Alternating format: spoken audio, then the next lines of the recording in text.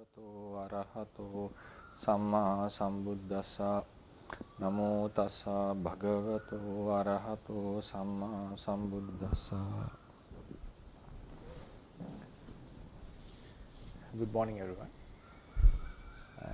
Today we'll be continuing with the lesson about explaining what the Paramatha Dhammas are. Up to now we have discussed the basic characteristics the Paramatha Dhammas possess and why certain things are called Paramatha Dhammas. Then we started to enumerate or to elaborate the list of the realities in brief, so the listeners could have grabbed the meaning more clearly. So last week we discussed about the Akusala Chetasikas and the Akusala Chittas. I think yesterday I was able to distribute 2 handouts. I think Seali Punyachari will share this handout in the Zoom chat box. So anyone who couldn't have it, who is not in the fundamentals Viber group, could have it by now. And also she will share it in another 15 minutes. So then the ones who come a bit later could also get it. So in the handout, there are the 2 handouts were given. One handout is about the Paramatha Dhammas, the realities, the things that we have discussed so far. I was able to complete the part of the Paramatha Dhammas. The remaining parts will be distributed in future.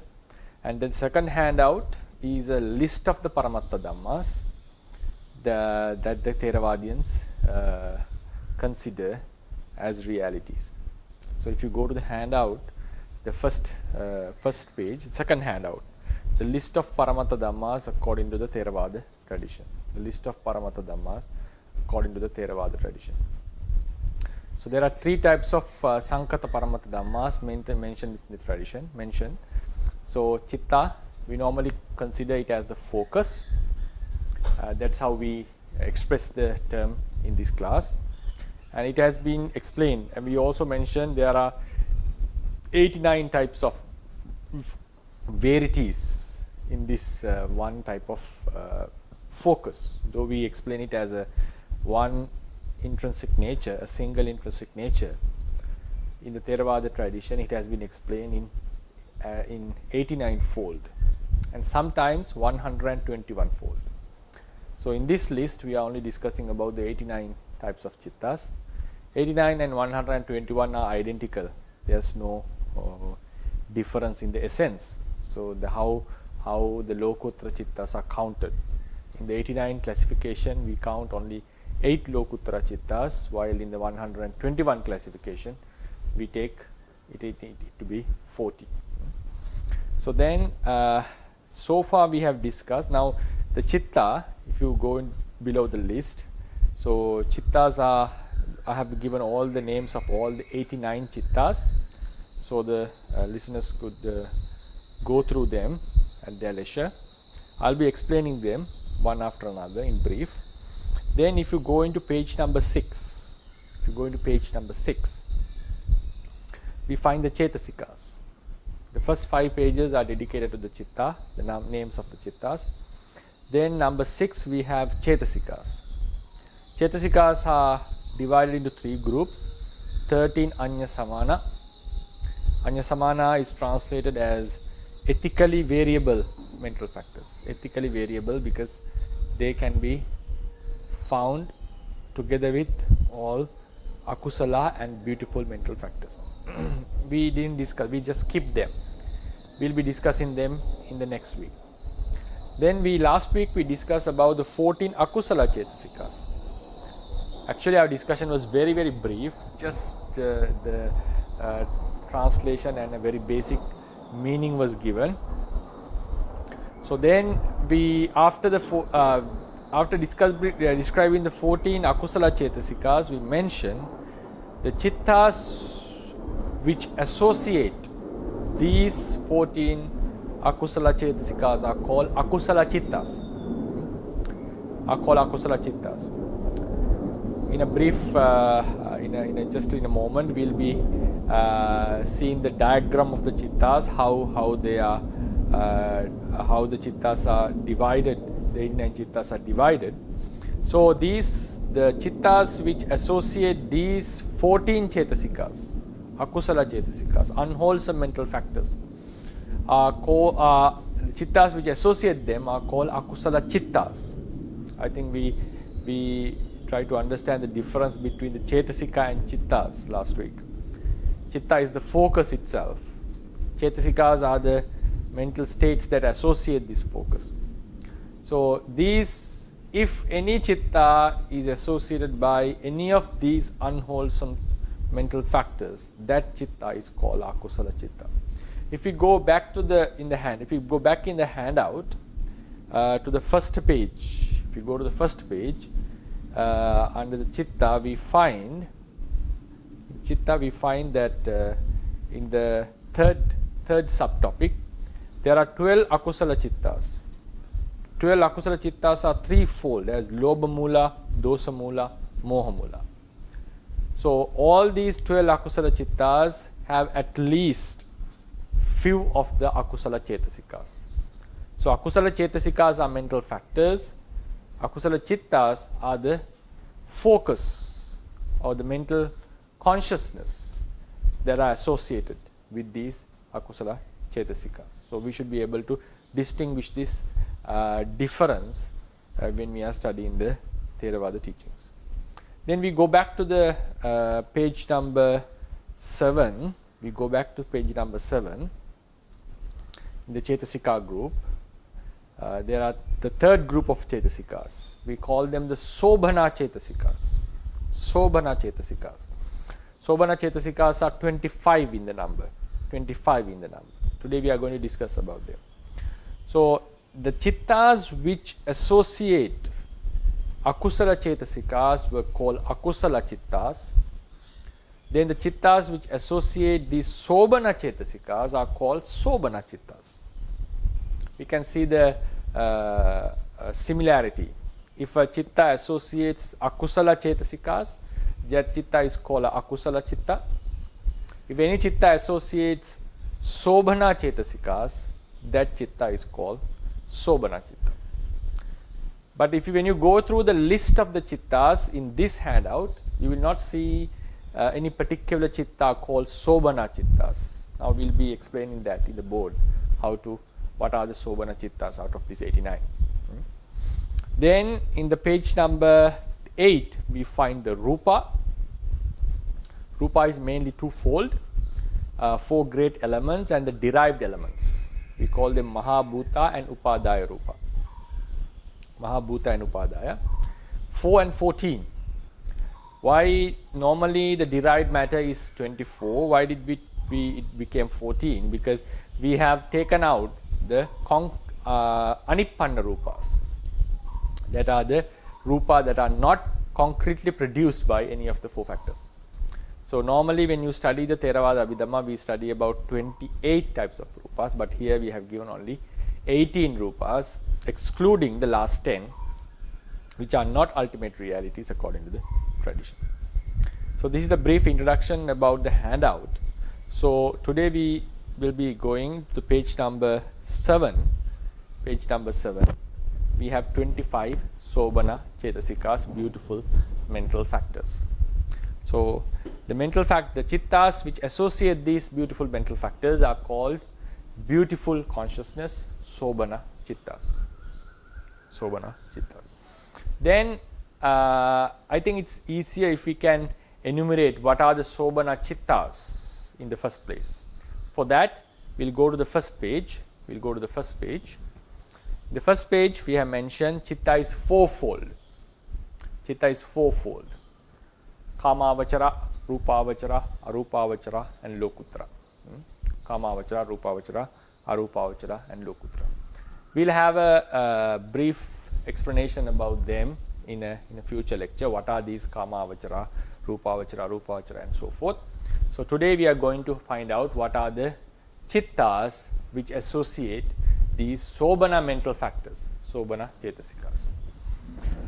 For that, we should first enumerate the chittas. So chittas is divided mainly into 4 groups.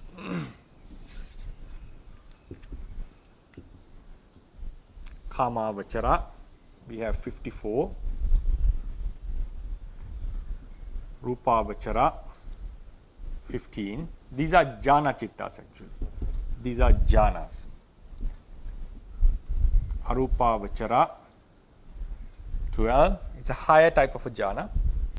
This is a jhana which have a mostly associated with the rupa, or which leads to a Rupavachara Brahma realm. This jhana is disassociated with rupa and it leads to a life without the matter. Then we come to another chitta called Lokuttara chittas. They are 8 in number.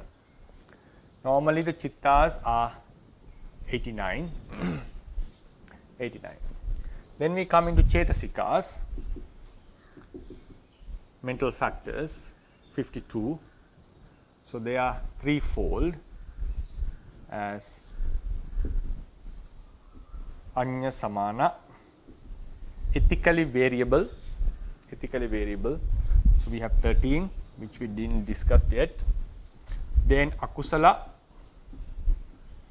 which are 14. Then Sobana, 25. So these are the groups of chittas and the group of chetasikas. The very basic understanding should be chitta is a one thing, chetasika is a different thing. Though they arise together, they are completely different realities. That understanding, distinguishing these two realities as two different entities or two different particulars is very vital in understanding the teachings. Then these 54, if you go to the page number 1 of the handout, now these are the first classification: 54, 15, 12 and 8. So don't worry about the numbers much. The important fact is chitta has been explained as fourfold. What is the basis for this classification? We shall discuss it later. Then these 54 Kamavachara chittas are again threefold. As if you go to the second category, Akusala chittas, 12. Then we have Ahetuka, 18, and Kama Sobana, 24. Don't worry about the numbers much, right? So this is how the Kamavachara chittas has been classified. Right? So Akusala, Ahetuka, Kama Sobana. Akusala means unwholesome. So far we have discussed, if any chitta associates any of the akusalas, that chitta is called Akusala chitta.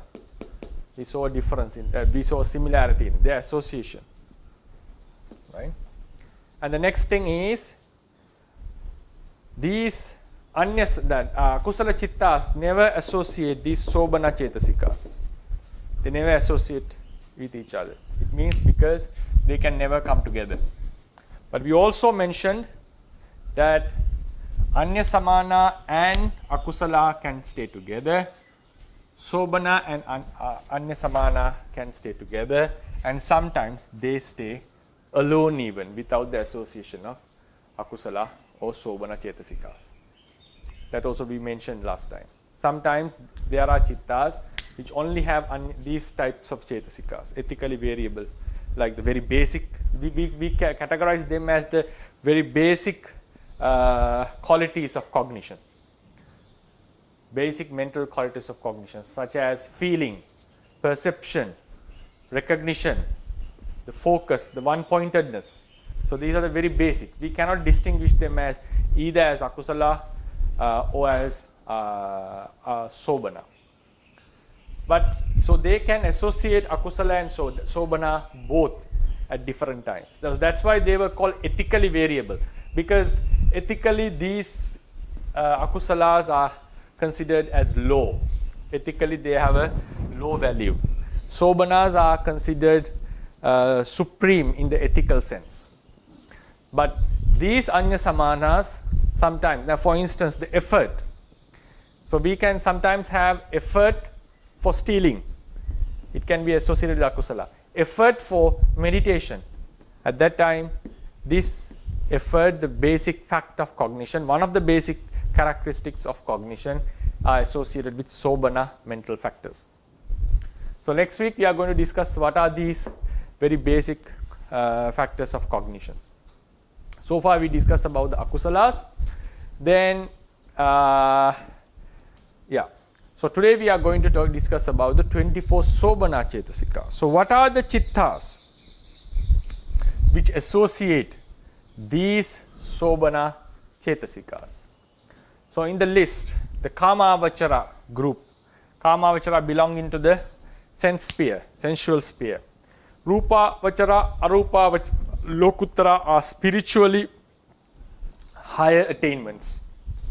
With high concentration, you can attain into these chittas.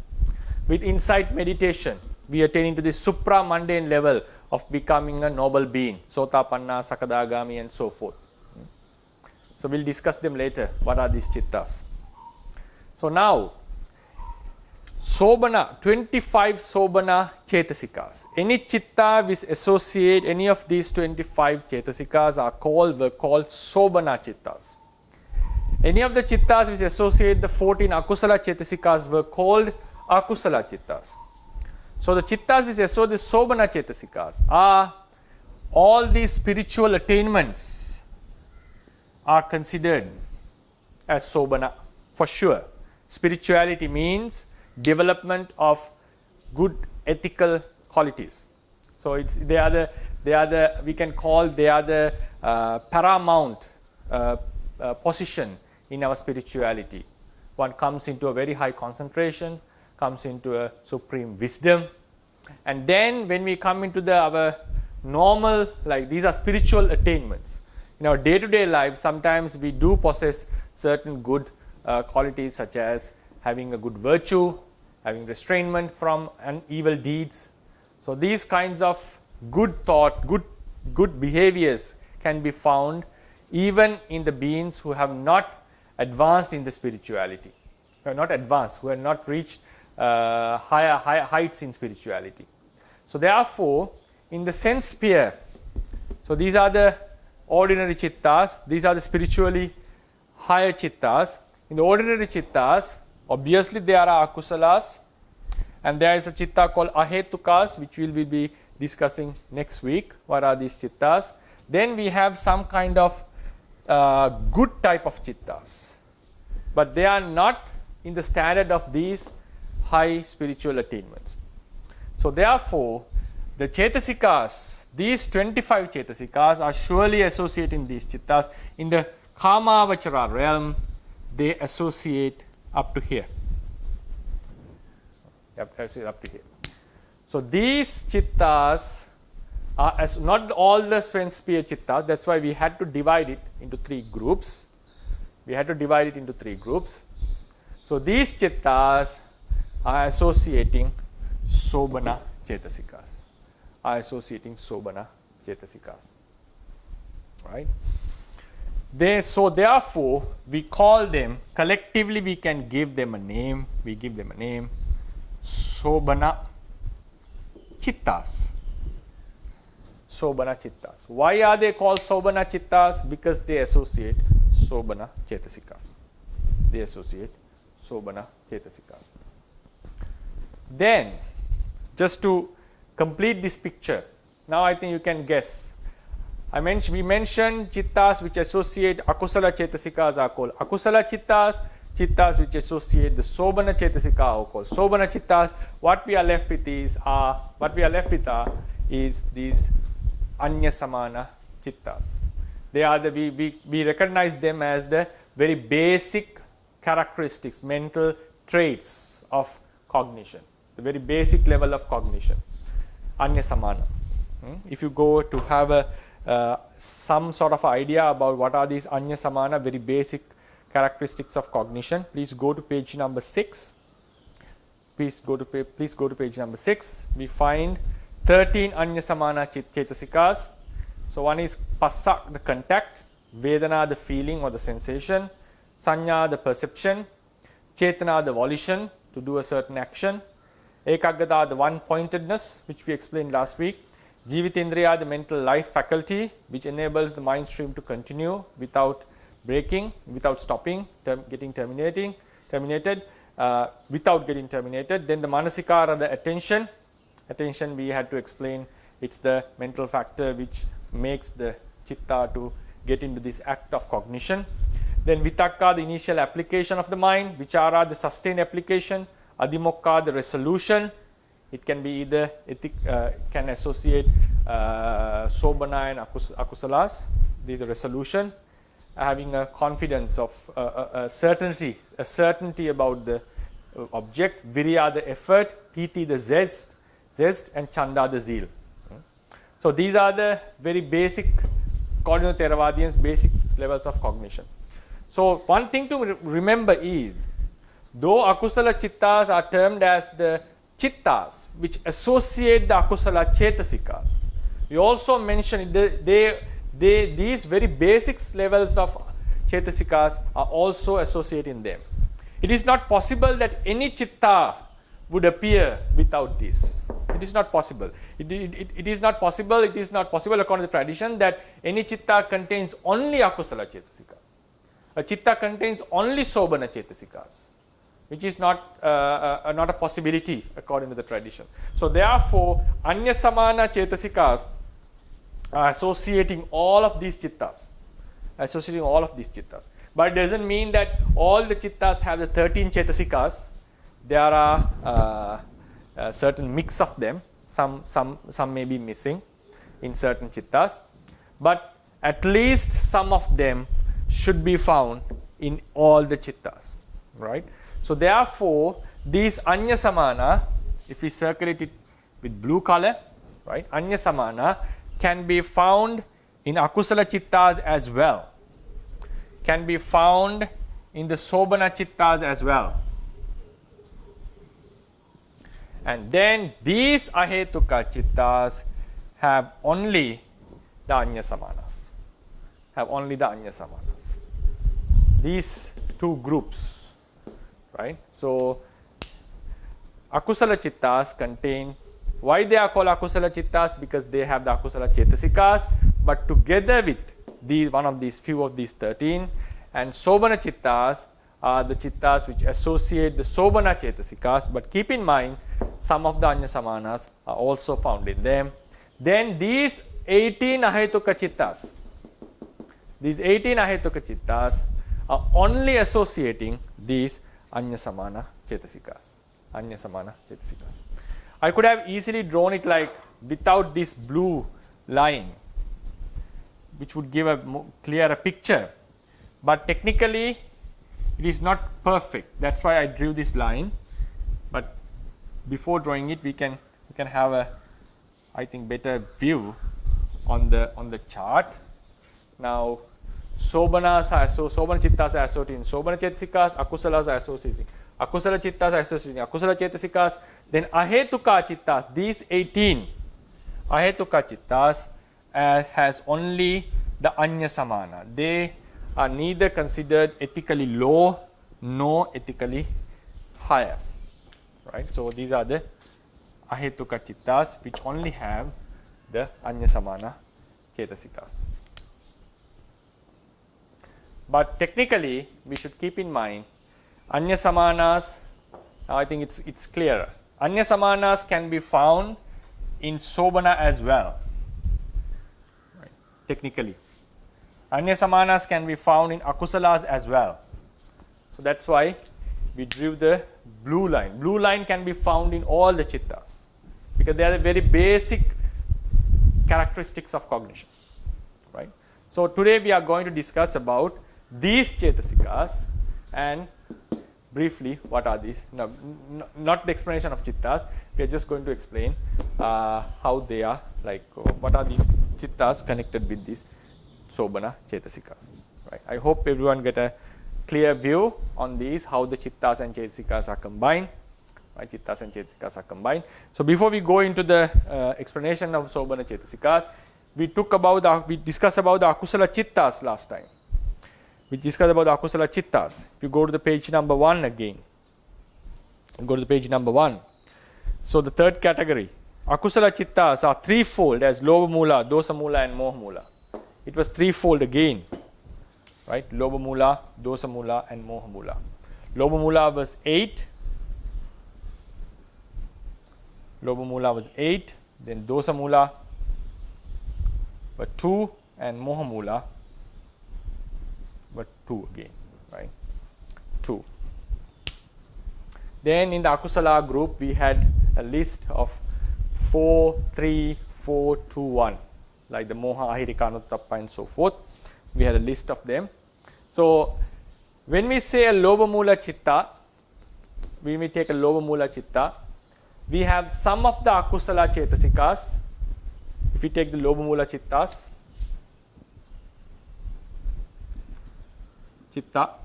what are the Chetasikas we have? In the Akusala group, we have Moha, Ahirika, Anuttappa,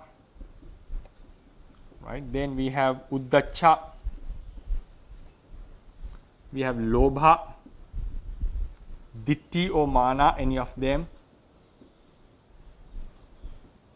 Then sometimes we have Tina, Middha, right? Just to give a rough idea. So these Akusala, out of the 14 Akusala Chetasikas, only these can be found in a Lobha Mula Chitta. Then from the Anyasamana group, we can have all the 13.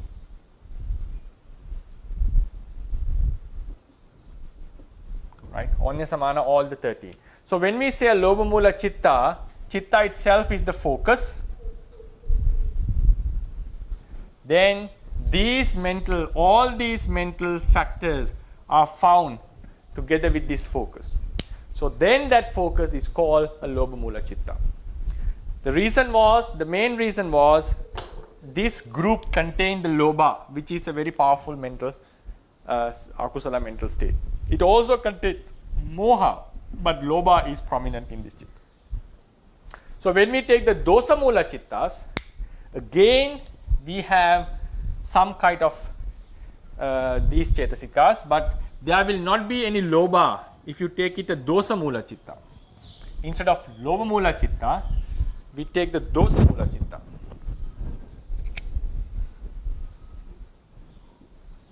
These two, Dosa Mula Chittas.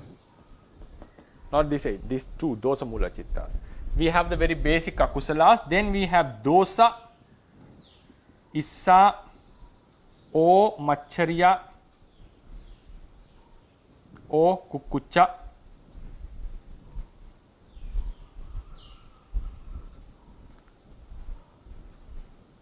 then Tina, Middha. In the Anyasamana, we have only 12, for instance, right? For 12.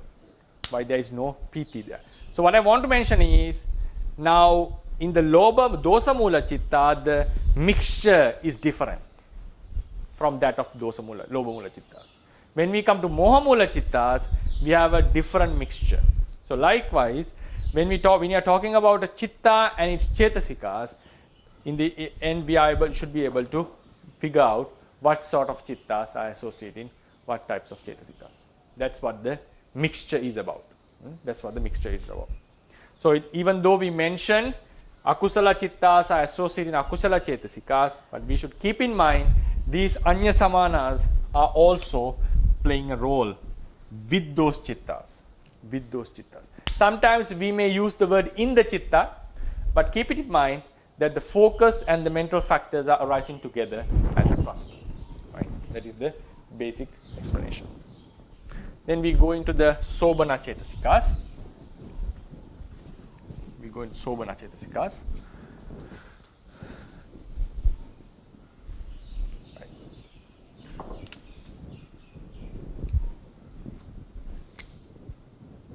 Sobhana Chetasikas. If you go to the handout, I think page number 7. Yeah, page number 7. 25 Sobhana Chetasikas, beautiful mental consciousness, mental factors. First one is Saddha. First one is called Saddha. Saddha is the purity of the mind. Saddha is the purity of the mind. There is a mental state which purifies the mind from unwholesome mental qualities. So it's like when in a muddy water, the legend says that a universal monarch, one who controls the entire human world in a certain era, possesses a gem called Udakappasada Manikya. Udakappasada Manikya means a gem that purifies, purifies the water, letting the dirt to go down, shrink down, sink down, and purifies for the water to be to a level that can be used instantly. So normally a universal monarch crossing a river with his huge retinue, huge forces, the army forces, suddenly he gets thirsty and asks for some water. So the servants would say the water is completely dirty because a huge army has just crossed the river. So then he gives his Udakappasada gem, the very special gem. Whenever they put it into the river, all the dirt in the river goes down and the outer layer, upper layer becomes crystal clear, like it becomes utterly purified. So they take the water out of the river and offer to the universal monarch. He could drink it instantly. So likewise, our mind stream is usually occupied by unwholesome mental factors. The mind likes to go into the unwholesome. So that is a very basic fundamental of the teachings. Buddha mentions papasming ramati mano. The mind enjoys in unwholesome deeds. So there is a mental factor called this saddha, which purifies our mind, letting the akusalas to go down or go away from our mind stream, and makes the purity which facilitates all the other beautiful mental states to occur with it. I'll repeat it again. This saddha purifies the mind, and it acts as the basis for all the other ethically good qualities such as mindfulness, such as generosity, loving kindness, wisdom to occur together with the focus, with the mind. So saddha is a very basic fundamental requirement for the mind to become good, to mind to become ethically valuable. So saddha is the chetasika which purifies the mind. Another aspect of this saddha is when the mind is pure, when the mind is purified or the mind is pure, whenever it focuses upon certain deep phenomena such as the rebirth, the attributes of a noble being, a person like a Buddha, the existence of the nirvana, the validity of a practice, the spiritual growth, these kinds of phenomena which are beyond the ordinary human observation. So when the mind is pure, when the mind is directed towards such phenomena, it starts to accept it. It starts to believe in that, in such nature, such phenomena. It's like the example is given when the water of a river is pure or clean. Whatever the shadows of the surrounding objects would easily come into this onto this surface, and they can be seen very clearly, unlike on a muddy surface. So likewise, when the mind is pure, it is able or capable in accepting the good qualities, the true qualities of the phenomena. So therefore, saddha has also been explained as the acceptance or the belief about the Buddha, Dhamma, Sangha, the validity of the practice, and the existence of rebirth, the functioning of karma, and so forth. But the very basic characteristic of saddha is to purify the mind. So in that sense, even a non-Buddhist, one who doesn't have any belief in rebirth or doesn't have belief in karma, can also do wholesome deeds according to Theravada tradition. For instance, when someone sees a dog who is in trouble, who's suffering, atheist or one who doesn't believe in karma could still feel the compassion toward this living being and would help him. So in that such an act is considered as wholesome or ethically valuable in the Theravada tradition. Why? So in such cetasika, in such moments, he does possess saddha. Saddha arises in him. So what is the functioning of this saddha? Helping a dog is not the belief of karma or anything else. It just facilitates the mind, purifies the mind from unwholesome concerns, such as he would have easily ignored the suffering of the living being and would have concerned about his own well-being.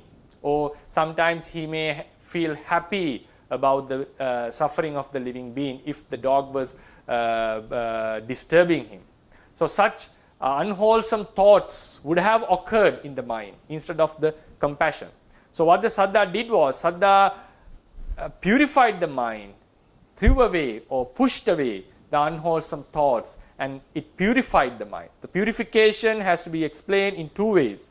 The purification of the mind, and why the purification has happened, it has pushed away the unwholesome thoughts from the mind. It has facilitated this.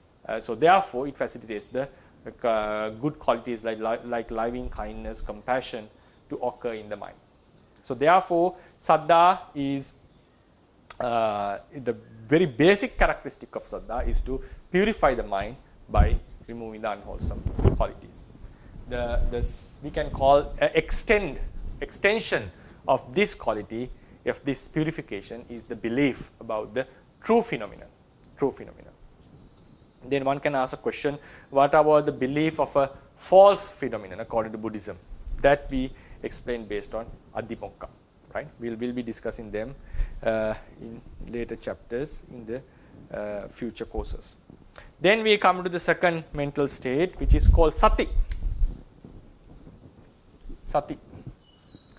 Sati normally we translate it as mindfulness. According to the tradition, the Theravadians, sati is the mental force which keeps the mind in the ethical side without letting it to go into the unwholesomeness. It's like a force. Saddha purifies the mind. It seems like they are the sides of the same coin. But according to the teachings, the Buddha has felt that they are two different entities. Sati is explained as the force which keeps the mind in the wholesome side or the ethical side without letting it to go astray into the unwholesomeness. And also it is explained as the awareness.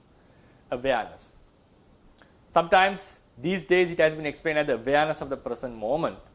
But in the Theravada tradition, the awareness is not exclusive to the present moment. For instance, if I happen to give this lecture keeping the iPad on my hand, if I happen to give this lecture, I have to be very careful about my movements.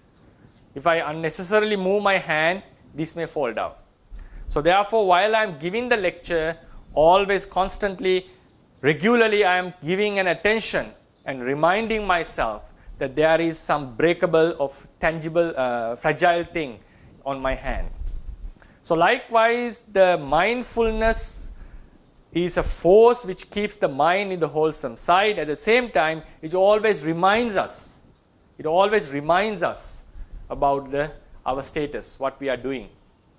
So for instance, how the mindfulness is applied in Sila. We take the Sila of a monk. There's a number of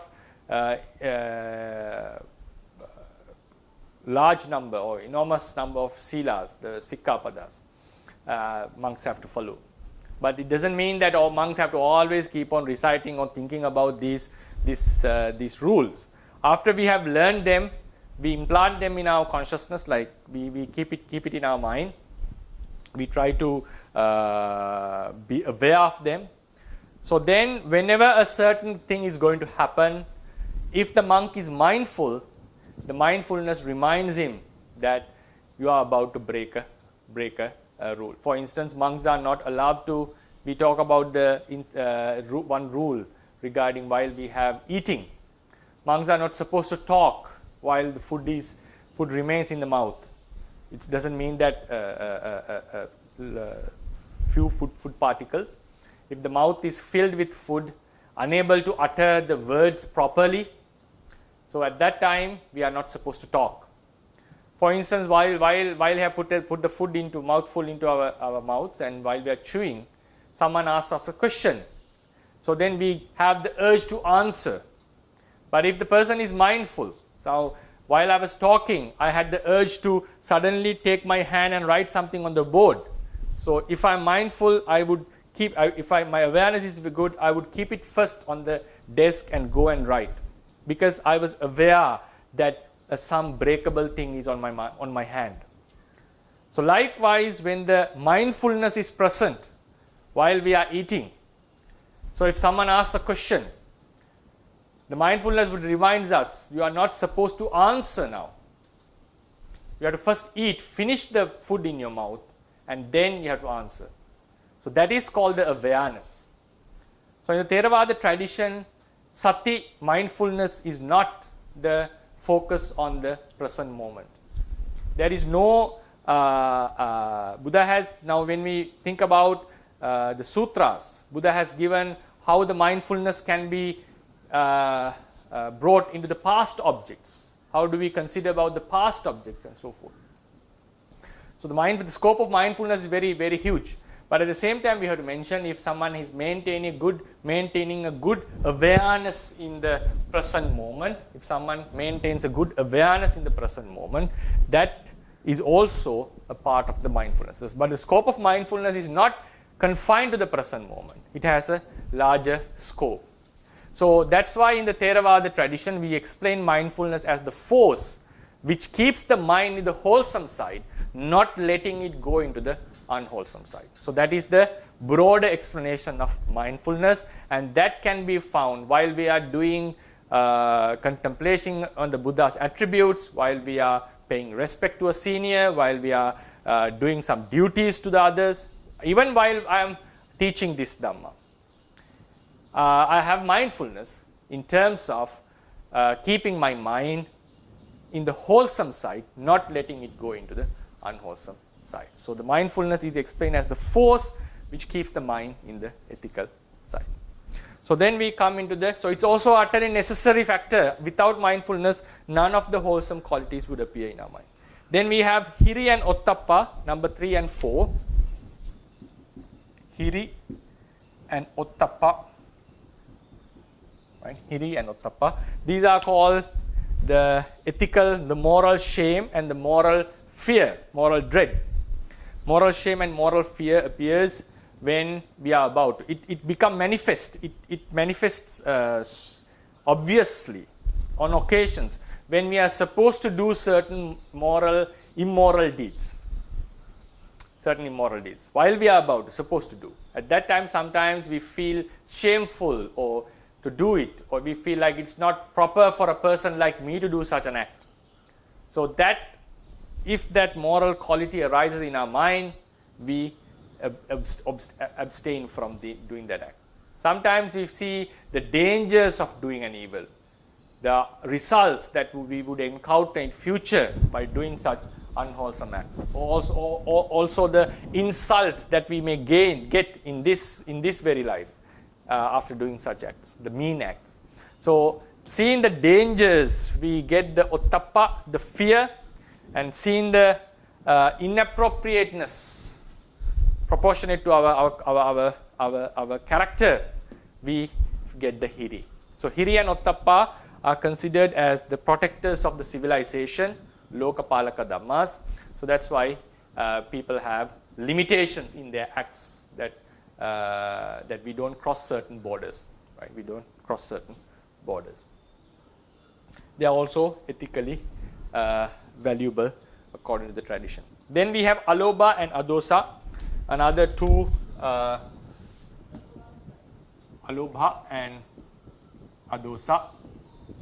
Alobha means detachment. Detachment is a mental factor which suppresses the attachment, suppresses lobha, craving. its manifestation is very obvious while we practice charity, giving dana. We have a detachment towards our objects that we possess, so that's why we are able to donate it to someone else. And also it is very conspicuous in moments, in occasions like observing the repulsiveness of our body.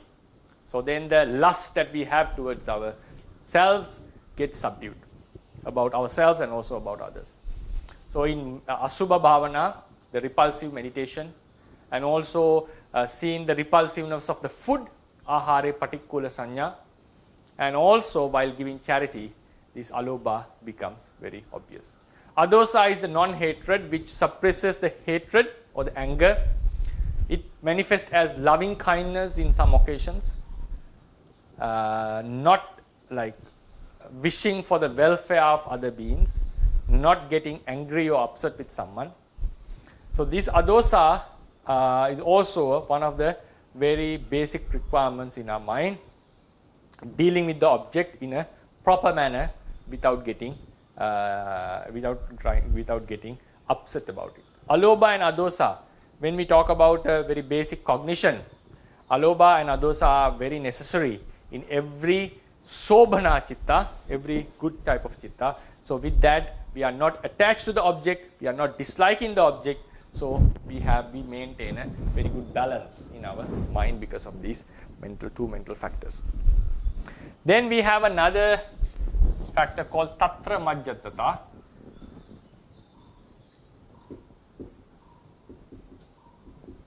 Tatra majjatata. It's a long word, tatra majjatata. The tatra majjatata has been explained as, so we see when we have alobha and adosa also there is a certain kind of a balance in our mind, in the wholesome side. Tatra majjatata is also maintaining a certain balance, that is not letting the mind to go into extremes, For instance, if our mind goes into the extreme of concentration without maintaining proper effort, it falls into sleepiness. If it has too much effort in practice, for instance, without proper concentration, high level of concentration, good level of concentration, it may go into restlessness. So likewise, there should be a balance in these extremes. So this tatra majjatata brings that balance, so equality. So that's why, especially in meditation practice, there is an occasion where the mind has to be balanced with effort, the effort and the concentration has to be, balance has to be maintained. Sometimes the mind goes into extreme happiness, which can also take us out of the proper practice. Sometimes it comes into a roughness, like it becomes boring and so forth. So not letting the mind to go into these extremes, the mind has to be kept in a very middle path. So tatra majjatata maintains this middleness of the mind, but it doesn't mean tatra majjata is not the middle path. Middle path is a constitution of lots of factors. So middle path means not going to the two extremes of having two wrong beliefs in the practice. So when you are talking about middle path, so this tatra majjata also have certain kind of a middleness, though it's not it doesn't represent the entire middle path. Middle path means the eightfold path. So in that sense, the two extremes are gratifying the senses with the belief that the real happiness of a life, the real liberation, is to gain sensual pleasure. Another extreme is the liberation can be obtained by tormenting the body and the mind. So these are the two extremes, but the middle path is we have a gradual development by observing sila, developing concentration and attaining the wisdom, we will be able to get rid of the suffering of rebirth. So it's a different path. And also that middleness doesn't mean that in the two extremes someone gratifies the senses in an extreme level and also torment our senses or the body and the mind in an extreme level. The middle part doesn't mean that we have some sort of gratification and some sort of tormenting. It's a completely different path. So why is called middle path? So when we have two extremes, extreme opposite ends, and if someone preaches Dhamma without going into these extremes, eventually he has preached in the middle of these two extremes. So why Buddha has to preach in the middle? Because the two extremes were there. Extremes means there is nothing beyond that. So the two extremes of the practice is gratifying the senses as much as possible, tormenting the senses and the self as much as possible to eradicate the karma. So what is left is to preach something other than these two. When the two extremes are there, when you preach something new or something other than that, eventually it falls into the middle track. So that's why it's called the middle path. It doesn't mean that a person practicing in Buddhism should have some sort of gratification or some sort of tormenting of the self. No, these elements should not be brought in to explain the middle path. Middle path is a completely different practice, a practice which explains that the real liberation from the samsara is obtained by gradually developing sila, coming into a good concentration, understanding the truth, and cutting off the kilesas. In this one aspect, the kilesas are given the food and they are strengthened. In the one aspect, kilesas are suppressed in an extreme level to not letting them come up. So Buddha understood it's not the way to deal with the kilesas, which are the reason for the rebirth. They have to be eradicated with understanding, right? So some practitioners in the middle path have to practice smoothly. They are unable to practice in extreme levels. But some practitioners need to go into extreme levels, like practicing dhutangas and having ordaining and restraining from eating in the afternoon, and so forth. So there are varieties in the middle path.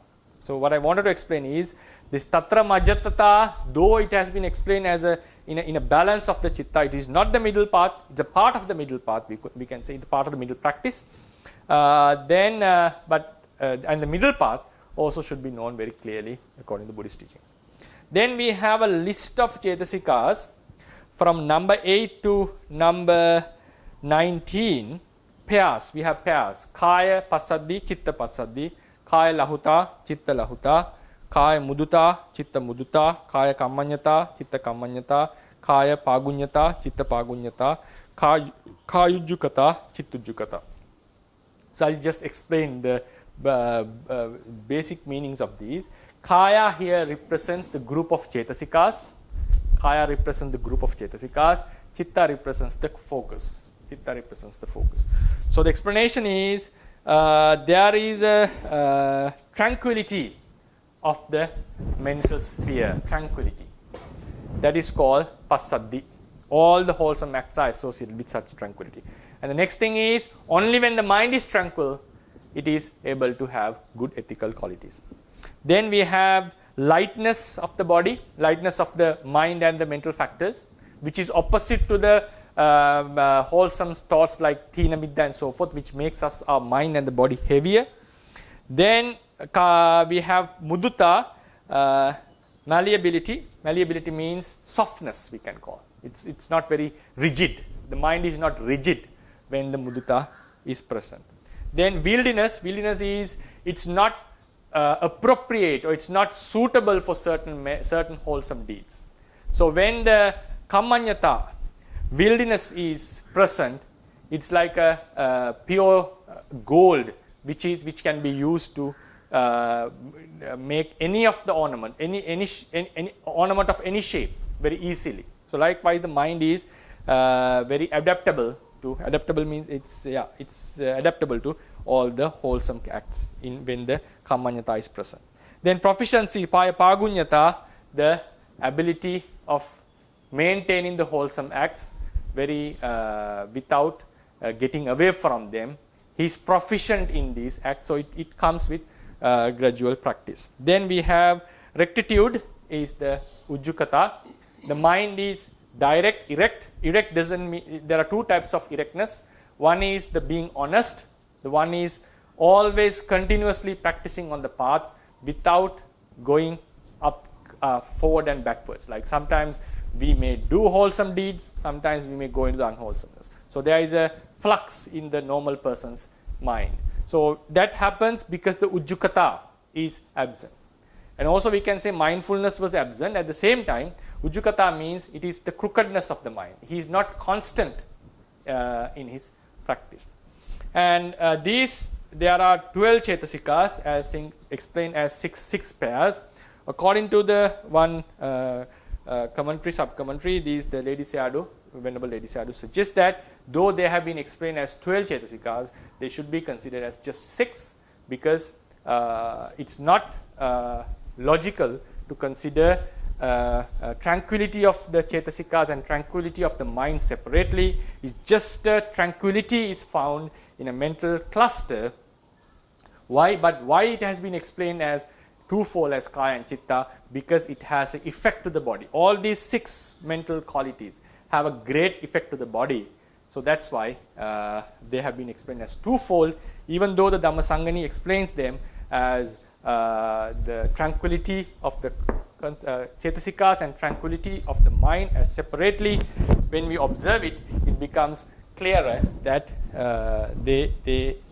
it's just a one tranquility in the mind, the mental cluster, which supports the entire ethical thing. So that is something to be discussed in further lectures, like when we come into these chetasikas. Then we have 20, 21 and 22, Samma Kammanta, Samma Vacha, Kammanta and Ajiva. These are the restrainments. They are not found in all the Sobhana Chittas. While we restrain from evil acts, evil verbal acts, lying, slandering and so forth, and while we restrain from killing, stealing and sexual misconduct and various other unwholesome acts, bodily acts, we have these Samma Vacha and Samma Kammanta. So the restrainments are these 2 chetasikas. Then Samma Ajiva is restraining from unwholesome livelihood. Livelihood is to maintain our lives or our families, to support our lives or our families. So some people may do certain evil deeds for the sake of the livelihood. So if someone abstains from such livelihood, that is considered as a special mental factor. They are found in special occasions. Then we have Karuna and Mudita. Karuna is the compassion, the desire of a being, desire of a person to alleviate the suffering of someone, to take someone away from the suffering, to bring him happiness. And then Mudita is the appreciation of someone else's success or someone else's happiness. So the difference of Karuna and Metta is Metta has a desire to make the other one happy or to give pleasures to others. Karuna is to make someone happy by removing him from the suffering. Mudita is appreciating, wishing that may his happiness retains, that may he not be apart from the happiness. Upekka is considering about the causal effects, cause and effects of karma and its vipaka, and maintaining a very equal mindset towards the ones who are happy and also ones who are in suffering. So these are the 4 Brahma Viharas, divine abodes explained in the mental sphere. Then Panyindriya, the wisdom, which sees the true nature of an object. When the Panya, the wisdom, is connected with the focus, the focus is able to see the real natures of the object. Chitta is called the focus. Then the Panya, the last mental factor in the Sobhana group, is present. The focus is able to penetrate into the true qualities of the object and to understand, have a deeper understanding in it. Right? So these are the 25 Sobhana Chetasikas, which you explained in very briefly. So these Sobhana Chetasikas are associating these Chittas. So what are these Chittas? We go into the first page of the handout. First page, we can see the first 2 are the classifications. The first classification is about this row, the 4 types of Chittas. The second classification, the Kamavachara, is again into threefold. Then the next classification is these Akusala are threefold as Lobhamula, Dosamula and Mohamula. I have given the names, even the Pali names. Then we have 18 Ahetuka, which we didn't discuss. Right? The page number 2. 18 Ahetuka Chittas are threefold as Akusala Vipaka, Kusala Vipaka and Kriya, which we'll be discussing next week. So it's threefold. There are 18, right? So we have 7 Akusala Vipaka, 8 Kusala Vipaka, 3 Kriya. Then we have Kama Sobhana. Now this is, we are in the Sobhana Chitta group now, Kama Sobhana. So in the Kama Sobhana is threefold as Maha Kusala, Maha Vipaka and Maha Kriya. 8, 8, 8, right? Kusala, Vipaka and Kriya. We'll have a brief explanation on what they are after we have concluded this lesson next week. Then we go into the page number 4. So all these 8 have been explained. They are very similar in names. Only the difference is Kusala, Vipaka, Kriya. You can read at your leisure. Then we come into the Rupavachara group. 15 is divided again into 5, 5, 5. Right? Then Rupavachara Kusala, Rupavachara Vipaka, Rupavachara Kriya. Then we go into the next group, Arupavachara, Kusala, Vipaka, Kriya, 4, 4, 4. Right? Higher jhana. Then page number 5, the last classification, Lokuttara, Kusala, Vipaka, 4, 4. Right? 4 and 4. So in the Sobhana group, the thing to keep in mind is Sobhana group always have 3 classifications, or 3 or 2. What are these? Kusala, wholesome. Vipaka, results of this wholesome, good Vipaka, pleasant Vipaka. Then Kriya. Kriya means the same acts, the wholesome acts are done by a Arahant. When we do a wholesome act, it can bring Vipaka. But when an Arahant, a noble, like one who has eradicated the defilements, do the same act, it is not able to give any results. So this is the classification. All the Sobhana Chittas are classified as Kusala, Vipaka, Kriya.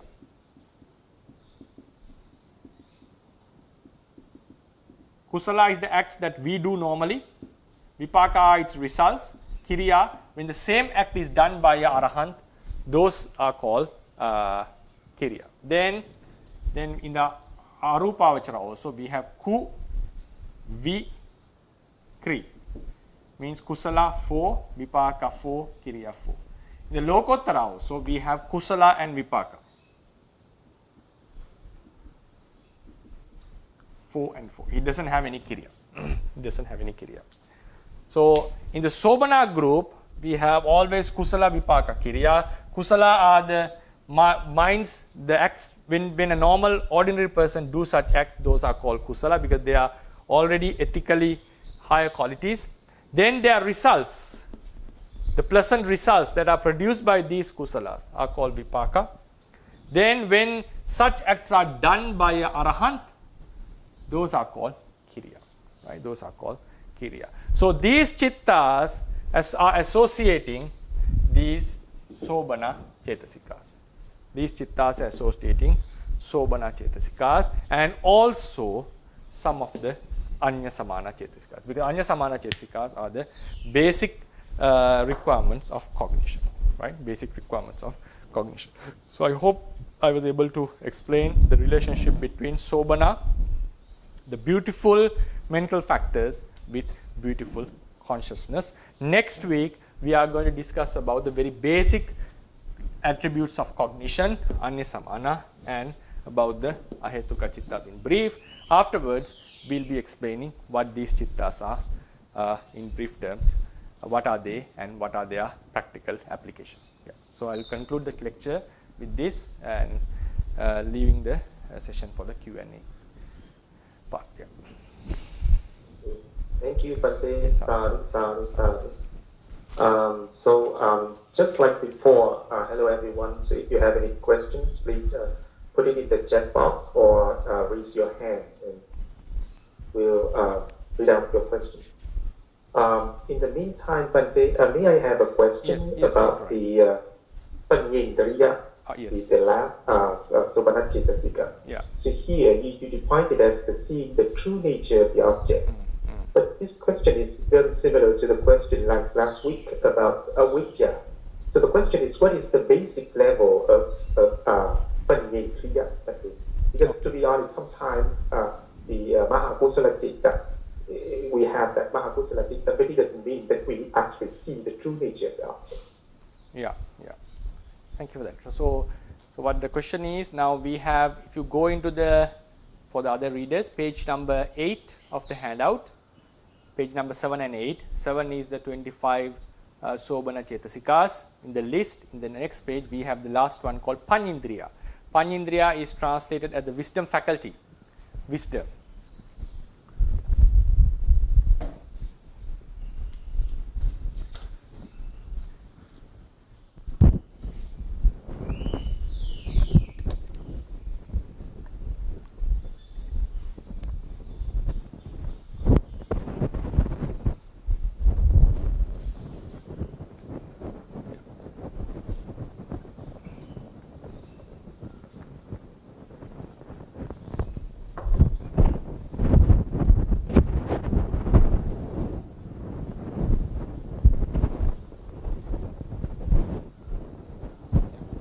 So we have Panindriya.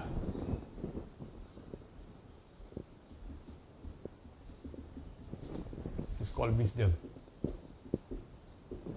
It's called wisdom. So this topic about wisdom, the question was asked by Dr. Ryan, what is the basic requirement for this? What is the basic level of wisdom Panindriya? Because last time there was a question about moha. Then because moha was explained as the delusion or the non-understanding about the Four Noble Truths. I think some question asked this point, and we have explained it as, but in the very basic level, moha is the mental factor which makes the mind not to fall into the extremes, like not to take the object, not to get attached to the object, or not to dislike the object. So that's the very basic level of moha. So if the moha is present, mind either goes into such extremes, or it get deluded about, or it get restless or something. Some mental unwholesome thoughts would appear, qualities would appear. So the moha, the requirement of moha is like when the moha is not present, the mind is able to take the object in a proper manner. So then the question comes, what is the requirement of, what is the level of Panindriya? Panindriya is normally explained in the teaching as knowing the Four Noble Truths.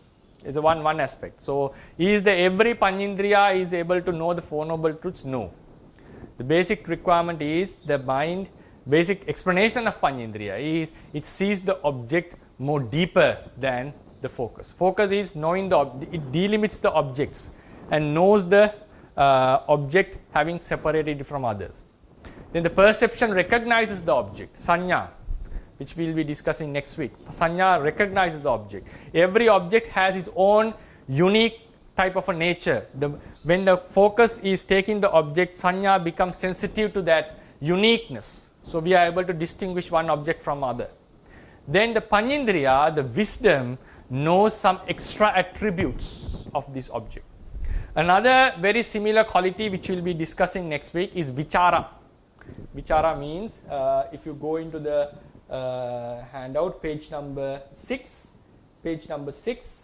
13 Anya Samana, number 9, vichara, sustained application of the mind. The sustained application is also explained as is able to know the shallow qualities of the object. Shallow qualities means it becomes it starts to investigate qualities like the name, the color, the shape of a certain object. That's why it is very useful in jhana practices to make the object more clear. So perception is sensitive to such aspects. Vichara gets to know about such aspects more and more, but the wisdom knows some advanced qualities of the object.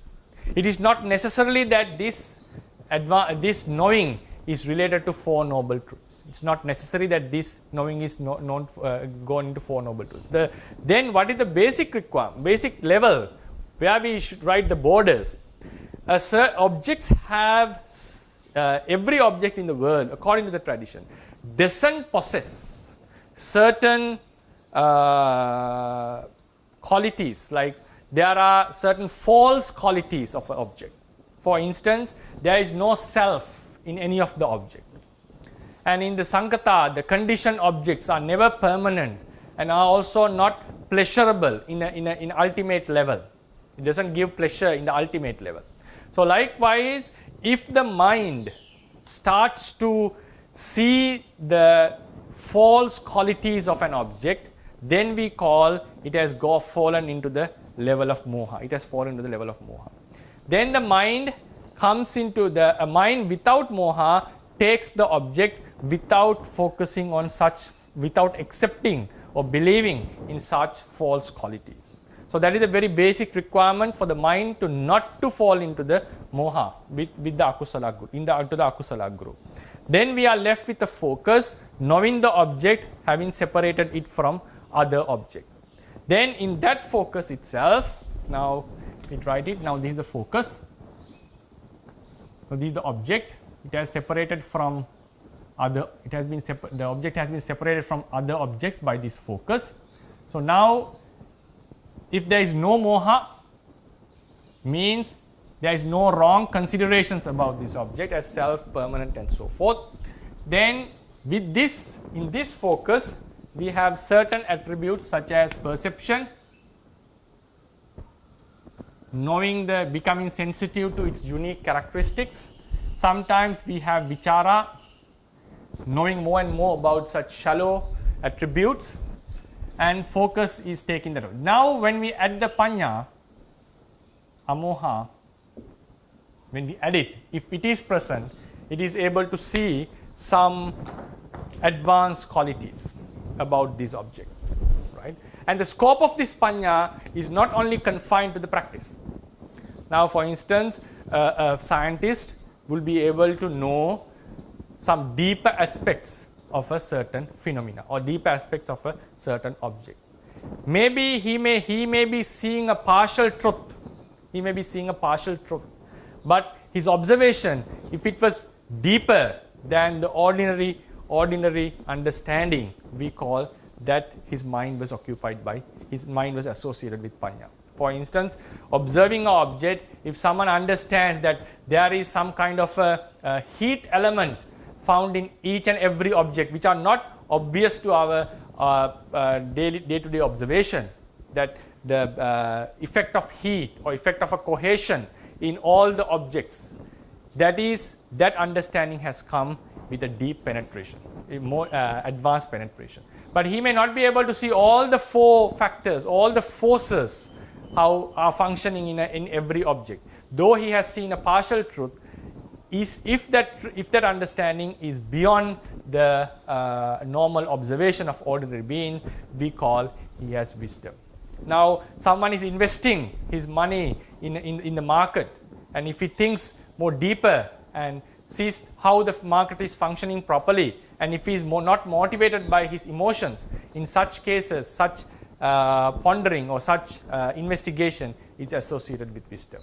Then when we come into the spiritual aspect, if someone knows about, understand the karma and its results, understand the true natures of the object, obviously this falls into the panya group. So it's very difficult to draw the border when this level is present, panya is present, this level is present, the panya is absent. When it comes to the ordinary objects, like the day-to-day life objects, when is the panya is present and not. So the thing is, like if the mind has gone into a deeper consideration about something, and that consideration is not utterly wrong. Utterly wrong means not taking something as ultimately pleasurable, ultimately permanent, or some other wrong considerations, or at the same time some unrealistic contemplations, like this was created by someone, or some kind of unrealistic observation. Then we would surely say it was not the moha, panya was not present in them, even though such seems like such deep considerations have happened. So then what we say is, now if such some kind of advanced consideration, penetration is found, and if that object is real, if the object possesses such real contribution. Even though it's a partial observation, we still say the wisdom is present. So the scope of wisdom spreads in a larger scale, not confined to the Four Noble Truths, not confined to the spiritual aspect. In day-to-day life, wisdom is found, especially when someone is studying subjects such as science, maths, and some social things. Wisdom can be found. So yeah, that's what I would like to give, and it's very difficult to draw the border where the Panya is present and not in the secular sphere. Okay, thank you so much, Bhante. Sorry. Okay, please go ahead with your question, Mr. Ananda. Bhante, now when you mentioned about mindfulness and present moment, now can there be mindfulness without present moment, Bhante? Yes, obviously. But the mindfulness can be practiced only at the present moment, is it or no? According to the Theravada tradition, no. Mindfulness is no relation with present moment. It has no relationship with present moment. Because if you think about the Vipassana practice, technically the present moment Vipassana is not possible according to the Theravadins actually.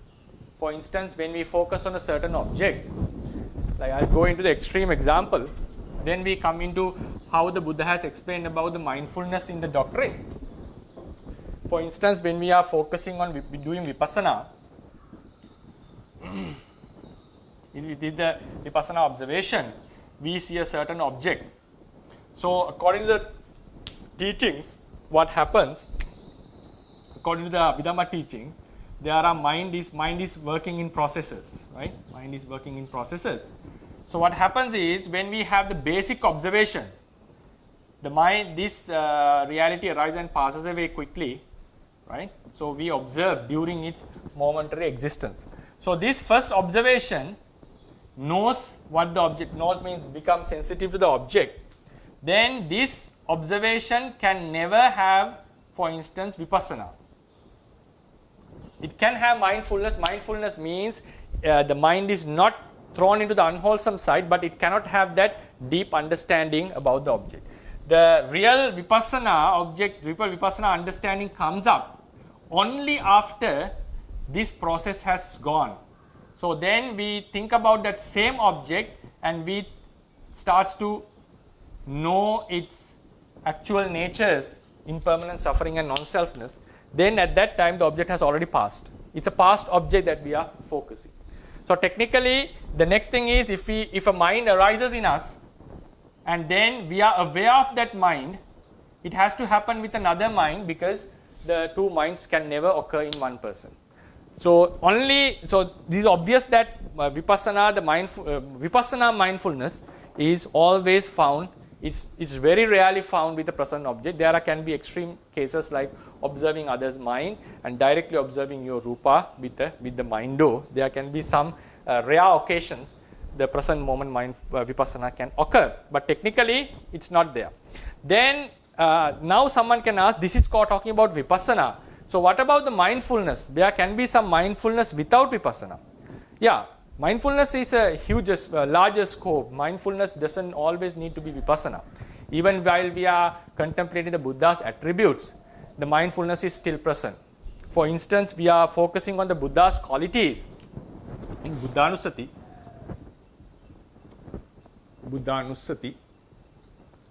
Buddha's qualities. Buddha's qualities, we normally take them as past objects or abstract objects, we can say. So at that time there is no present moment awareness, but sati, mindfulness, is surely there.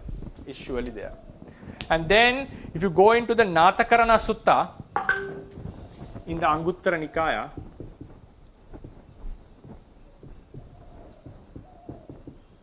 Natakarana Sutta, Buddha mentions the mindfulness as contemplating, able to remember the things that we have done in the past, long past.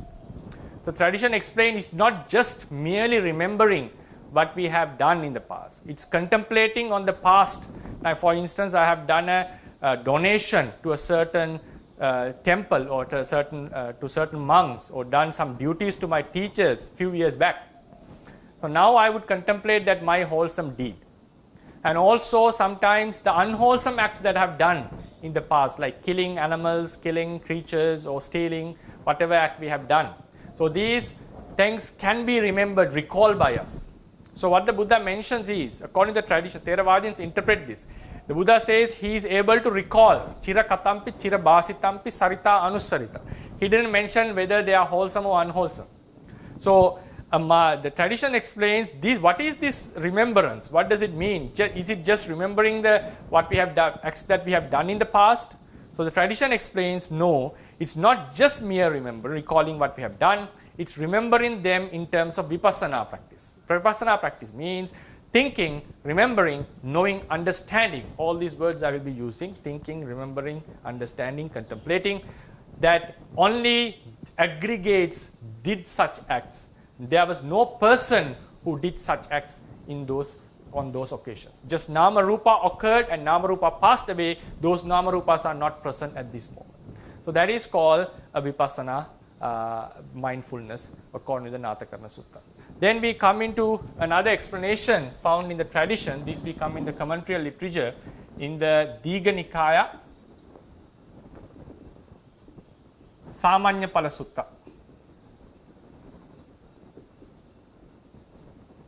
Not the sutta itself, commentary. It's a very long sutta. You have to go into Sampajana. Kata. Sampajana or Sampajanya, I forgot it. Sampajanya, right? Whatever. Sampajana or Sampajanya. So it explains about an instruction given by one of the ancient arahants of the tradition. So there were 7 special arahants mentioned in the Theravada tradition who were unable to attain the arahanthood, meeting the Buddha born while he was alive.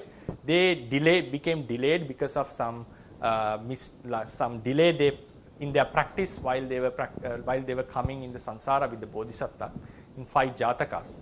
So there were 7 arahants who were born in Sri Lanka at a later period and became enlightened. So one of them is Mahasiva.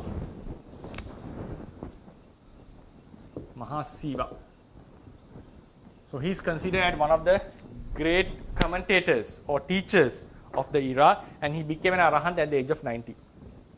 And the legend says, the tradition says, he had 30,000 disciples who attained arahant. So his instructions were, he has given the instructions on vipassana. We can see in the Samanya Pala Sutta his instructions. A person who attained arahanthood and also who guided 30,000 students to become arahant. So he mentions when mindfulness in walking, because in the Satipatthana Sutta Buddha mentions gate tite nisinne sutte jagarite bhasite tunhi bhave sampajanakari. So in going, standing, sitting, or in all these acts, one have to be mindful. So this has been explained by this arahant. He became arahant later on, but he was able to guide the students into arahanthood. So his explanation was there are 2 ways that mindfulness or the vipassana can be practiced while walking. One way is while you do the practice while we are walking, we see mindfully we see the changes of the body, changes of the rupa, and see the vipassana. But even that at that moment, technically if you go, there cannot be present moment mindfulness, because the mind that lifts your leg and takes your legs forward are unable to see the truth. So those minds are wasted or used to lift the leg and move the leg and keep the leg. A different mind process which precedes that is able to see the vipassana reality in vipassana meditation. Even while walking, even we do that constantly, it is not a present moment mindfulness. It is not a present moment vipassana contemplation. It happens, the chittas are dedicated to lift the leg or to move the body. Then the chittas which instantly follow these chittas are able to see what has happened already. But we experience, we feel it like we do it at the same time. Technically, it is not possible. Otherwise, we have to bring a fundamental saying that two minds are existing at the same moment, which is utterly contradictory to the tradition. Then the next way he is explaining, you can do it by while walking, or you do the walking, and you do the finish the walking maybe with a different contemplation about with metta or with anapana or with buddhanusati, whatever, and then you stand at the end of the walking path, and then you start to contemplate what has happened in the path, what has happened while you are walking, how the nama and rupa changed, and how that impermanent suffering and non-selfness occurred. So this is the second way of doing the vipassana. So it's very obvious that it is contemplating about on a past object. And even that, ironically, what has happened is, even today we talk about a present moment mindfulness.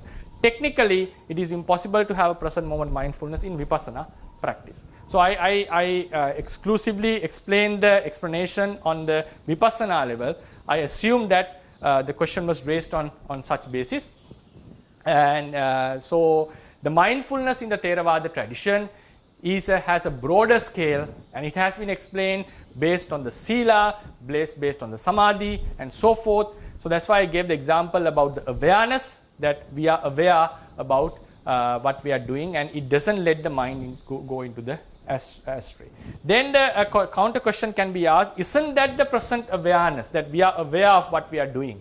We are not letting the mind to go into extreme levels. Yes, in that sense we can say we are aware about what we are doing each and every moment. We may call it the present moment, but technically it's not the present moment. Because when I'm talking, when I'm giving a talk, if I'm observing my mind, I always observe my mind with another mind. The observed mind has already passed away while we are doing the observation. So therefore, if we use technically the present moment awareness, which is a contradicting statement to Buddhist teaching, but I understand what the general sense is, that you are always aware about the mindfulness, but aware about what is happening. But it is also better not to confine into this sphere, because when you go into the Natakarana Sutta, the mindfulness, the 9th or 8th attribute of a monk, the mindfulness, as has been explained, he is able to recall the things that he has done in the far years back. And the commentators, the tradition says, this contemplation has to be done with vipassana contemplation. So that's what the Buddha meant here as mindfulness. So that's why I regularly say the scope of mindfulness is not confined to the present moment. It has a larger scope.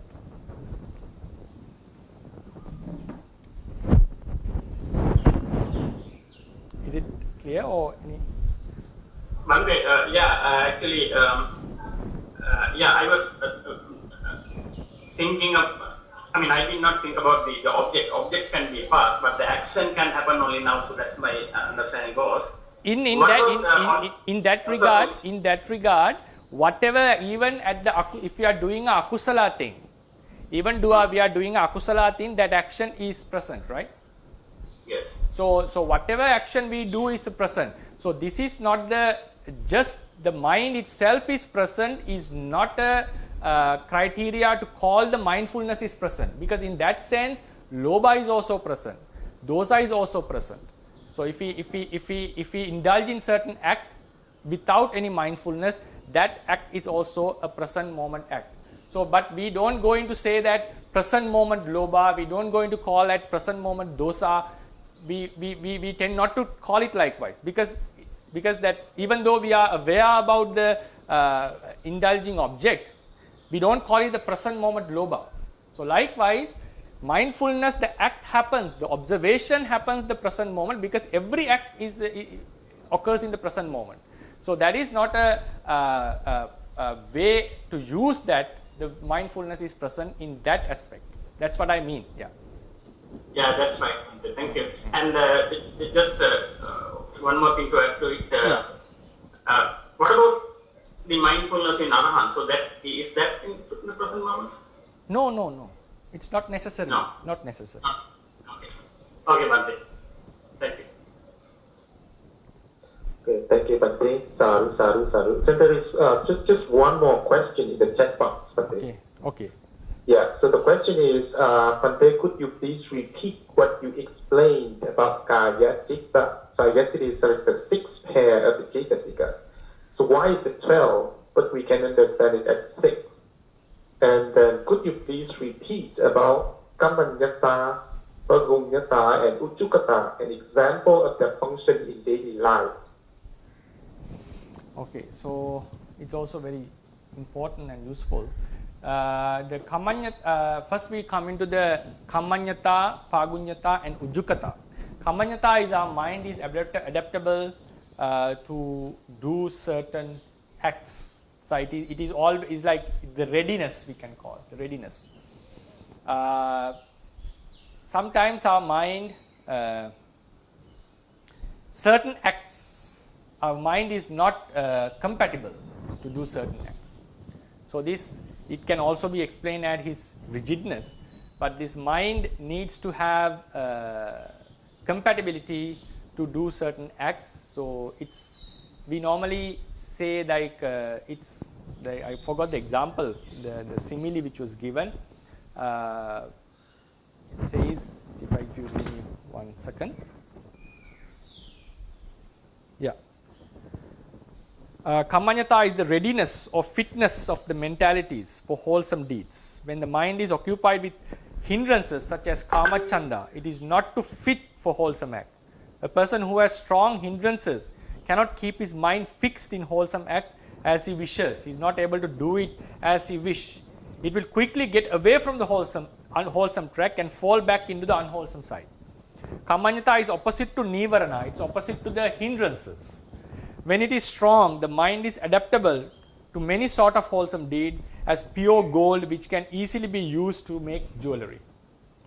A person's mind with weak kamanyata retards back to unwholesomeness when he initiates wholesome deeds. When we start the wholesome deeds, it retards back as husks that are being thrown against the wind blows back. When you throw certain husk, you know the husk that is taken out from the paddy, when you throw it to a wind, it will come back. So likewise, a person retards in the wholesome acts when he has weak kamanyata. When kamanyata is powerful, a person's mind keeps on going forward in the wholesome track as a heavy stone thrown against the wind goes forward, cutting the wind, like it goes through the wind without coming back. It cannot be pushed by the wind. So likewise, this kamanyata is opposite of all the hindrances, and he is able to maintain his mind in the wholesome side without retarding. Then when we come into pagunyata, pagunyata is the competence of mentalities in doing wholesome deeds. It is opposite to defilements such as vichikicha, like doubt, that makes the mind weak as being sick in good acts. So when we have vichikicha, we are like when we are sick, we are unable to do the acts freely, like we do it slowly, we are not very much interested in those acts. The mind is also a kind of retarding, so it becomes weaker in the wholesome acts. A person can develop this quality by frequently practicing kusala karmas. When we keep on practicing the kusala karmas, we eventually develop this proficiency. We can call the inability like improficiency in person. When pagunyata is weak, a person struggles and becomes tired in doing wholesome deeds, as someone who cannot swim struggles having fallen into deep water. When someone has fallen into deep water, he struggles to find a footing or struggles to swim in the water. So likewise, a person who initiates the wholesome acts with weak pagunyata is unable to perform them properly. When pagunyata is strong, a person can perform wholesome deeds competently as a crocodile easily swims in deep water. Right? So these are the explanations. Then the ujjukata is the straightness of wholesome mentality. There are two types of straightness.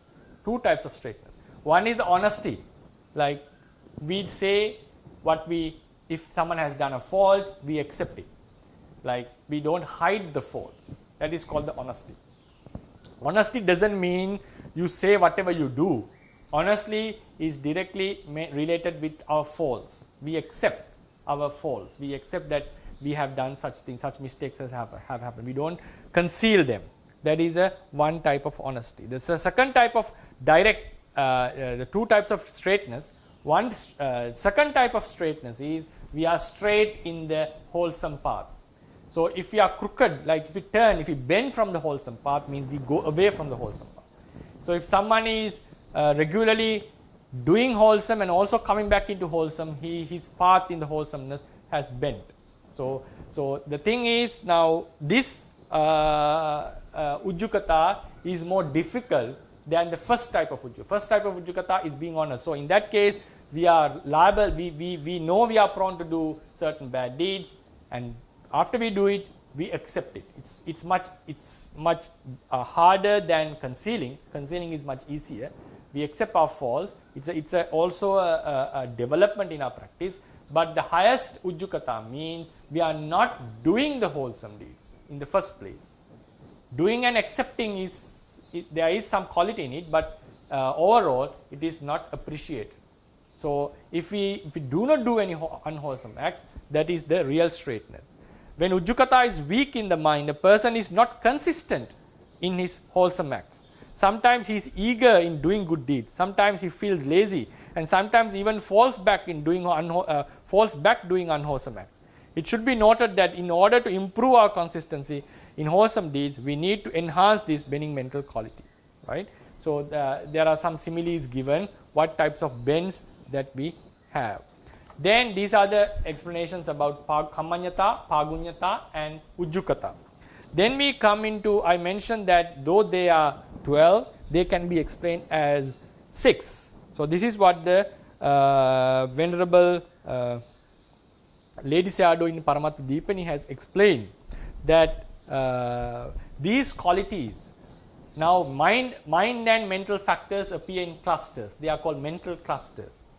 So when the tranquility is present, it is present in the mind, in the mental cluster. So the entire mentalities means mind and consciousness both become tranquilized.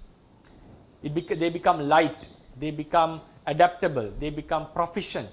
So these are, and also this can be applied into Tina Middha. The mind becomes weaker in the unwholesome side. So, but why it has been explained as Kaya and Chitta in the Dhammasangani? So the Kaya is exclusively mentioned as the weakness, or in Tina Middha, the weakness of Cetasikas, and in the Passaddhi, Lahuta, Mudita group, the tranquility, lightness, adaptability of Cetasikas. Then Chitta Mudita, Chitta Kammanyata, Chitta Pagunyata, Chitta Passaddhi and so forth are explained as tranquility, lightness, malleability, proficiency in consciousness. So what the Ledi Sayadaw is suggesting, that it is not possible to say that there is a one tranquility exclusive for the Chitta, one tranquility for the remaining Cetasika. So then another logical question can be asked, why there can't be a tranquility for Passa, why there can be a separate tranquility for Vedana, for each and every Cetasika. So he doesn't accept this idea. So then he suggests, but in the Dhammasangani we find it as being explained as to the three Cetasikas exclusively. But it's correct, right? It can be used. The one, for instance, the one Lobha itself has been explained as Bhavaraga and Kamaraga. The Lobha, attachment towards sensual pleasure, and the attachment towards the Rupa realm, has been divided. Even though they possess the same kind of Lobha. They appear in different mind moments, but the same Lobha can be divided based on the object, the manner it likes. So likewise, the tranquility, the lightness also can be explained in twofold. It is not wrong, the lightness of the mentalities, lightness of the mind. But when we come in to understand the ultimate reality level, it seems better to consider it as a one lightness in the entire mental cluster, one adaptability in the entire mental cluster. So then the Ledi Sayadaw suggests why this division was made using this Kaya and Chitta.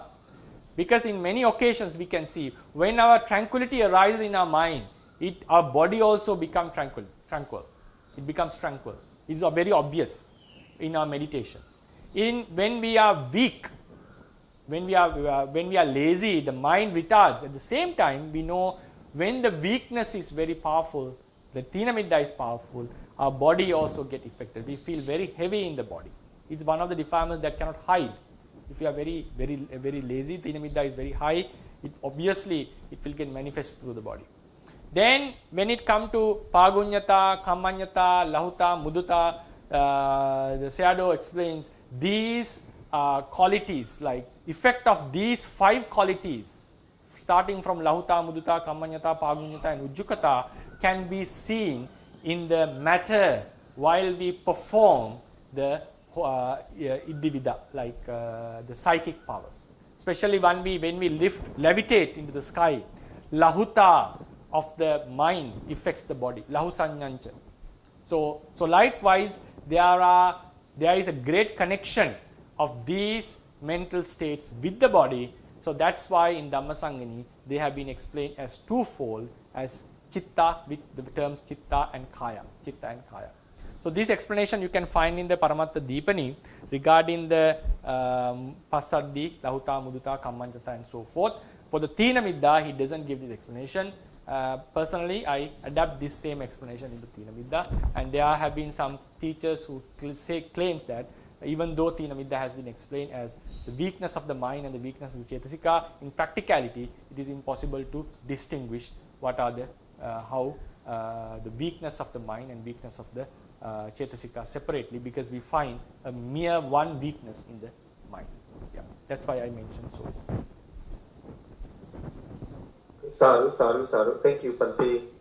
So time is up. Yeah. But so there's one more question. So should we? Yeah, we can take one more question, because we just answered 3 questions. Yeah. Yes.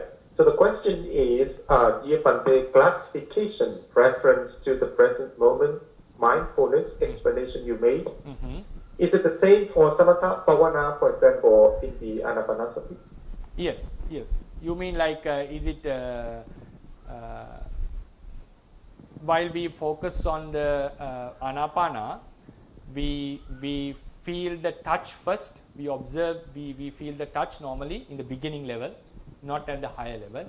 We feel the touch first. So when we feel the touch, it is a bodily consciousness is appearing, is a different process. When with the mind though, we observe that conscious, that breath. So normally, according to Visuddhimagga, Anapanasati is known with the body door. Why it has a touch on this area. So then we have the focus on the breath body. So in the first initial stages, always the Kaya Vijnana process, the bodily consciousness process occurs first. Then a mind door process focuses on this breath. So even at that moment, we can see there is a difference in the present moment. So the thing is, now I think we should not bring this into a very big issue, because when we have a present moment mindfulness in general sense that we are talking, we are aware of what we are doing. That is surely the mindfulness. When in breathing, we are aware we are breathing. When we are doing certain acts, we are aware we are doing certain acts. While we are eating, we are aware we are observing our mind, not letting the mind to go into defilements. This is pure mindfulness. That is, there's no doubt in it. But this adoption of this term, present moment mindfulness, what I personally see is has confined the real scope of the Theravada tradition. Present moment mindfulness is mindfulness, but it's not that present moment mindfulness is only the mindfulness. Only the present moment mindfulness is mindfulness. This statement is not acceptable in the Theravada tradition. Present moment mindfulness is mindfulness. There's no doubt in it. That is a very high level of mindfulness. That in some techniques, they always asked us to be mindful all the time about all the activities that we do. This is pure mindfulness, very high level of mindfulness. There's no doubt in it. Then if someone says present moment mindfulness is the only mindfulness, then this contradicts with the statement, because then we have to go into, when we want to analyze this explanation, we have to go into technicalities and also the sutras. Then we find it's not confined to the present moment. And also, as Mr. Ananda asked a very important question. Like, the act is done at the present moment. Yes. Then in that regard, every act is done in the present moment. Even unwholesome deeds are done in the present moment. So that presentness, we are not going to use to say the present moment lobha, the present moment dosa. We are not going to use such terminologies. So therefore, even though the act of mindfulness occurs at the present moment, it is not a requirement. It is not appropriate to call it the present moment mindfulness, because then all the unwholesome deeds are done in the present moment. So whatever chitta occurs is a present moment, because it appears and passes away. During that moment, we call it present. Like the real functioning of mentalities have happened at the present moment. This is not a way to use the presentness into such a term. If we use, we have to use for all the mentalities. So that's why I regularly oppose this terminology. This term, if we are not, we can use this term, there's no problem in it. We can use this term. But that usage has been overused, I feel. So therefore, sometimes I have heard certain teachings like, if you are not mindful in the present, you are not mindful. The mindful is exclusive to the present moment. So this doesn't have any footing in the Theravada tradition. So that's why the Theravadians explain in a broader scale, saying that mindfulness is the force which doesn't let your mind to go into the unwholesomeness, regardless whether it's the future object or a present object or a past object or even a conceptual object or even the nirvana, whatever object it is, the mind is kept in the wholesome side. That force is the mindfulness. So in that regard, we can apply this into our daily practice. I'll just take 1 or 2 minutes. Like even that's why I gave the example. While we are practicing sila, the mindfulness should be there. Otherwise, what happens? We may go away. Now, in how do we apply this in the samatha practice? While we are meditating, we are focusing on the object. So suddenly the mind goes away. So if the mindfulness was there while it was making that initial movement, so suddenly the movement happens, that like mind is going to give up the object, this concentration is getting weaker. So if the mindfulness was there, strong mindfulness, another consciousness would remind us it's getting weaker, we had to be careful, increase the strength. So why suddenly we find we were focusing in an object and suddenly we are focusing, pondering about something else for a few seconds, the mindfulness was missing, the awareness was missing. So then what happens, while we are pondering, another awareness comes up and lets us know, now we are going away from the object, so please bring back to the present object. So if the mindfulness is constant, what happens? Constantly it reminds us to be in the present, in the relevant object. I would not use the present moment, the relevant object. But when we think about the overall context, we understand, yes, isn't it the present moment? Yes. That is a present moment, present awareness. But then we have to say in a general sense. Then we should not overuse this term, because we are just telling it, be aware about what we are doing. Be aware of what we are doing. If we use the word present at that moment, then we come into technicalities. We are becoming technicality. Then we have problems in explaining based on the tradition.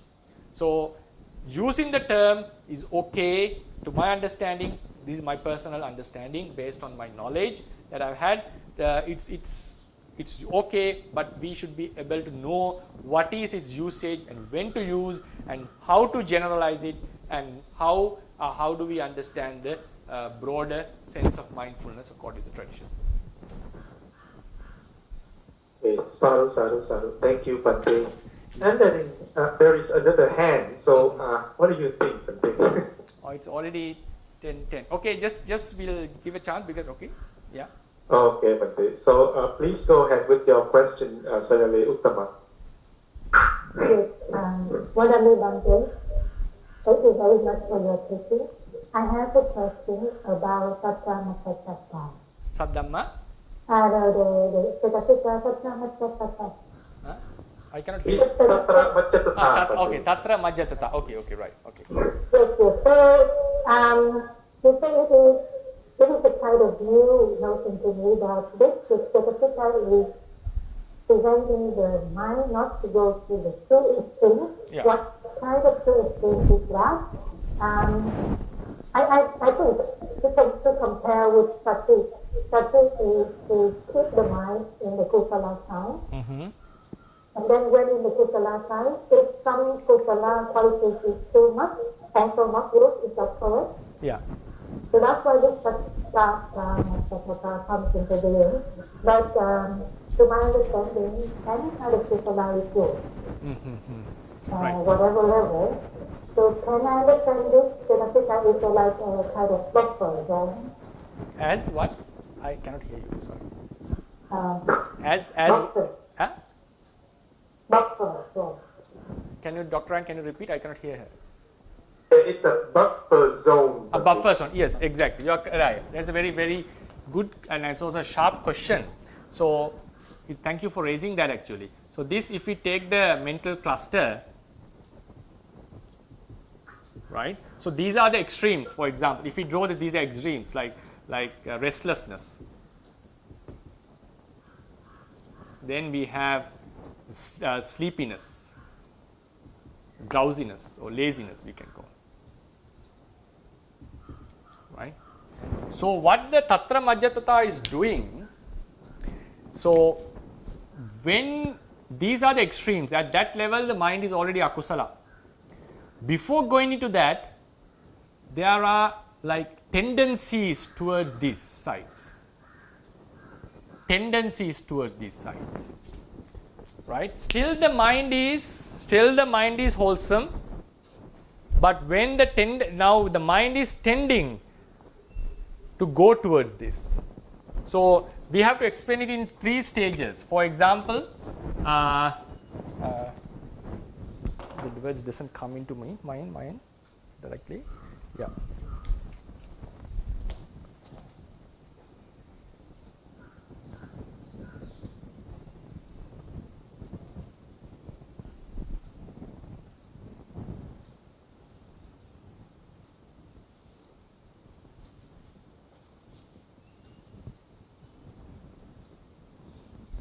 Yeah, I'll use the other one, right?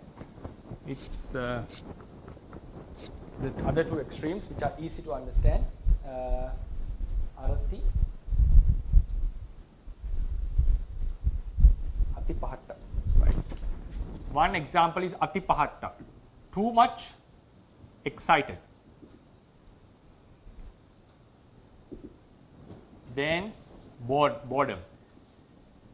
These are 2 extremes, right? So why this too much excitement and too much boredom? Excitement, too much boredom happens. We have within the mind, we have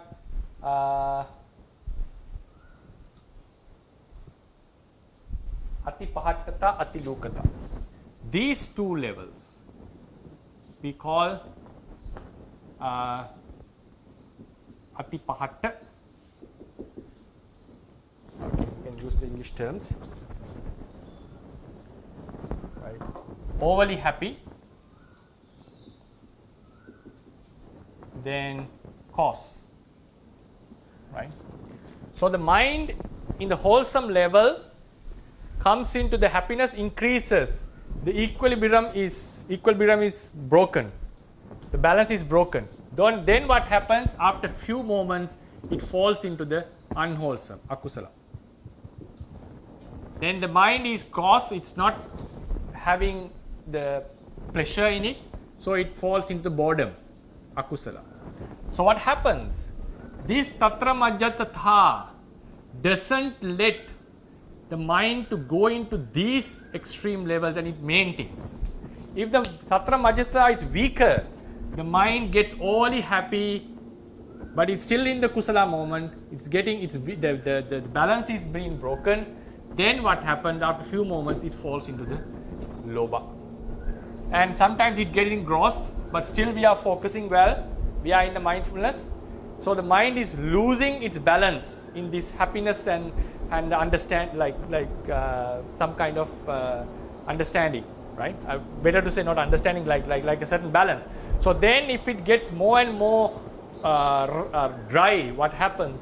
In the end, it falls into the bottom. So this tatra majjatata maintains the mind not to go into these two extremes within the wholesome mind. So that is called tatra majja. This can be seen when our mindfulness meditation grows into a higher level in the bojjhanga. That Upekka Sambojjhanga plays a huge role in maintaining this balance. Right. So I hope you got an answer for this. We can call it. Yeah. Yeah, thank you. But maybe next time we have another question, because I have a question based on your explanation. Okay, right. But it's time now, so we will do it next time. Okay. So thank you for listening. Thanks for joining. So we hope could understand, have a better picture on the Chitta Cetasika. So hope to see you next time. And may this kusala help to prolong the Buddha Sasana for a longer period. Sadhu, sadhu, sadhu. Buddha Sasanang Chirantiddhatu. Buddha Sasanang Chirantiddhatu. Buddha Sasanang Chirantiddhatu. Sadhu, sadhu, sadhu.